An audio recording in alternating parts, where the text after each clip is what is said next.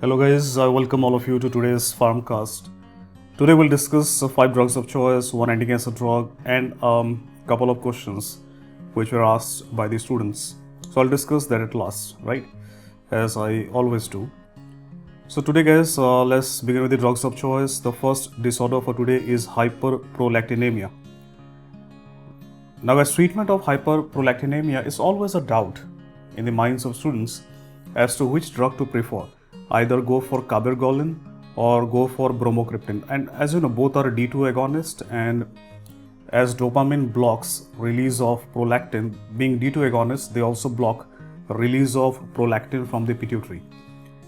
Now, to understand this, remember overall the drug of choice is cabergoline.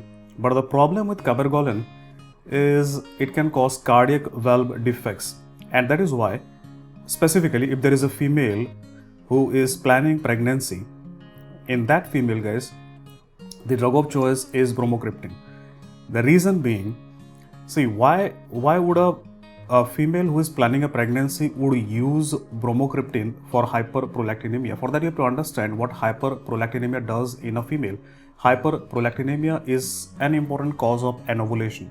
So if there is a female of reproductive age group who is having anovulation because of hyperprolactinemia, right, we might use a D2 agonist. In that female, we will choose bromocriptine. Otherwise, overall, in males or in females who are not targeting pregnancy, we go for cabergoline, right? Now moving on to next disorder for today, guys, it is hypertriglyceridemia.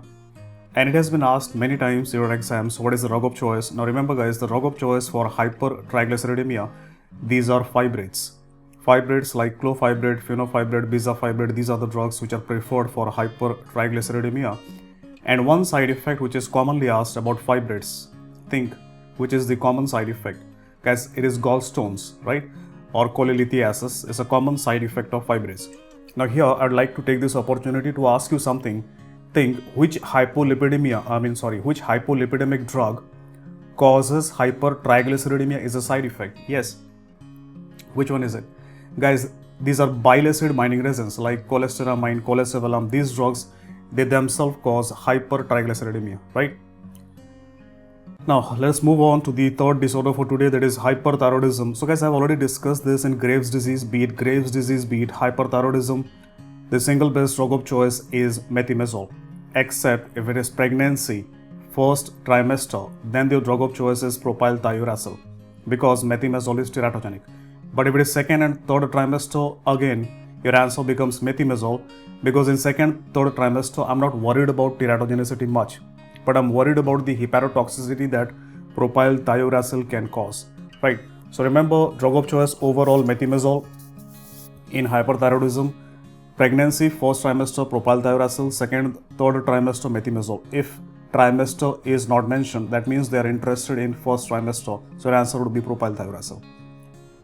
Hypothyroidism, guys, and I don't think any of you have any doubts in this. Hypothyroidism, the drug of choice is levothyroxine. It is a sodium salt of T4. And why T4 salt is preferred? Because all of you know T4 is long acting and it is gradually converted into T3 in our plasma by deiodinase. So levothyroxine is the drug of choice for hypothyroidism. The last disorder for today, guys, hypotension. So let us talk about some cases of specific hypotensions which are asked in your exams. Right, one which is commonly asked about hypotension is, what if it is a case of hypotension that is caused by spinal anesthesia, that is local anesthetics given by the spinal root, they can cause hypotension. Now for that, guys, the current drug of choice is phenylephrine, which is an alpha-1 agonist, right?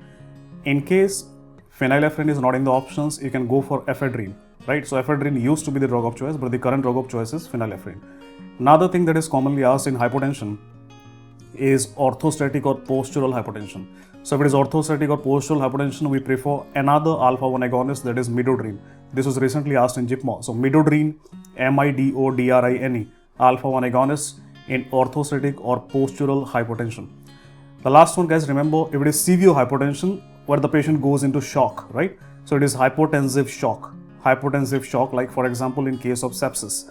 So septic shock is hypotensive shock. In such a case, norepinephrine is the drug of choice. Right, guys? So these are three different types of commonly asked hypotension which I discussed here.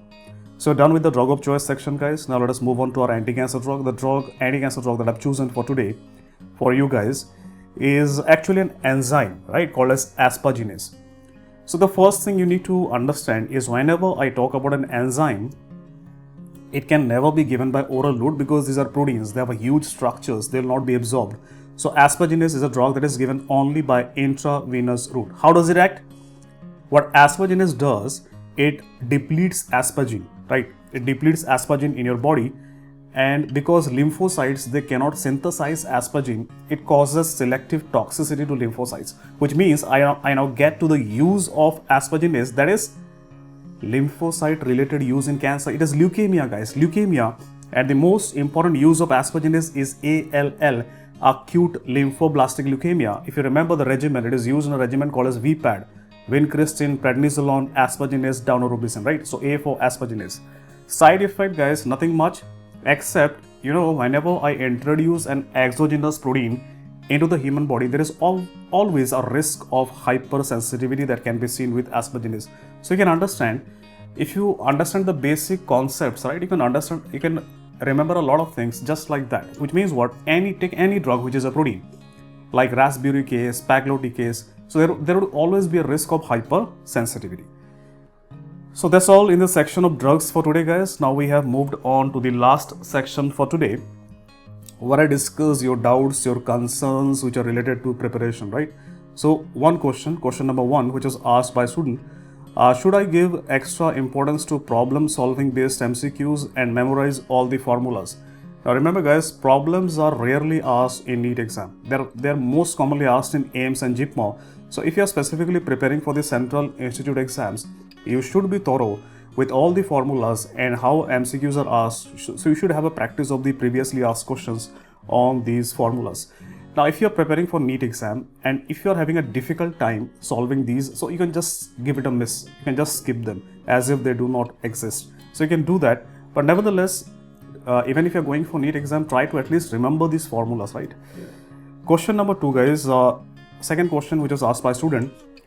Ideally, how many questions should be marked or should one attempt in a GT or grand test? See, it's a very controversial question. Not only now, but since the time even I was preparing, it was always, a question for which everyone has a different perspective. And one of the important reasons why we give GTs is to fine-tune ourselves and learn how many we can attempt, how many questions we can attempt. But usually, guys, the attempt should be on the higher side, like 270, 280.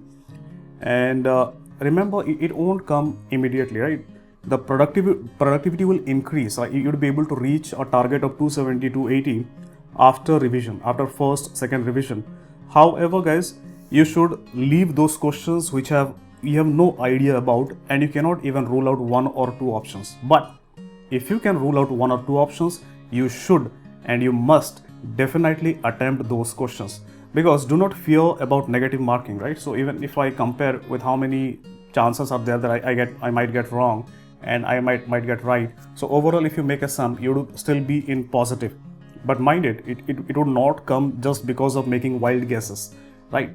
You'll make guesses, but those guesses, they come right after revision. So if you have studied well, you'll make an educated guess, right? It would not be gas, G-A-S, gas. It would be G-U-E-S-S, gas. Are you getting my point? So that's important, guys. So for me, I was always bullish on the number of questions I would attempt. I would target always 270, 280. But those 20, 30 questions which I have no idea, I would not touch them, guys. I would not touch them because I know I'm not going to get anything out of those. Now, the last question for today, guys. It is not for a student who is immediately going to give exam, but I still decided to include it because there are many undergrad students who will be in this dilemma. So the question that the student has asked is, sir, I'm a third minor student. When should I start giving GTs? See, guys, for GTs or grand tests, it is never too early, right? Even if you give one GT in, let us say, 2 to 3 months, you will learn something, guys. You'll learn something, how questions are asked and how you should prepare. Be prepared, keeping the questions that are asked in the exams. So in that respect, you can definitely give some GTs, and so that, right, you can improve yourself and you can go full throttle when you are in your final years. So when you're in your final years, you can go seriously about it. but still now you can still start giving grand test. If not every month, in 2 to 3 months you can give one GT and see how you are faring, right? And how questions are formed, and what is the feeling, what is the experience of giving a GT. I mean to say, how you feel when you solve 19 questions all of a sudden. So guys, that's all for today. If you have any such kind of doubts or questions with related to your preparation, you can always let me know in the comment box, and I'll be more than happy to include those in one of my farmcasts. So take care guys, bye bye. This was Dr. Ranjan with you.